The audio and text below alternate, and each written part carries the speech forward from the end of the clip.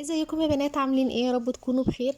تعالوا اقول لكم على حاجات رخيصه بس نينجا، حاجات جربتها عجبتني جدا. اول حاجه معانا رخيصه بس تحفه، هو بلسم لاكتويل. هو كويس جدا وريحته حلوه قوي، بينفع للشعر الناشف بس ما يكونش شعر تالف قوي. هيمشي مع بعض الناس اللي شعرهم مقصف شويه او ناشف، فيه هيشان حاجه بسيطه. تاني حاجه، اماندا زبدة كاكاو، من اكتر الحاجات اللي بحبها لترطيب الشفايف. حتى لو هتحطي روج او حاجة ممكن ترطبي قبلها بساعة، حلوة جدا للشفايف في الترطيب. تالت حاجة، فاتيكا كريم. فاتيكا حمام كريم بحبه جدا.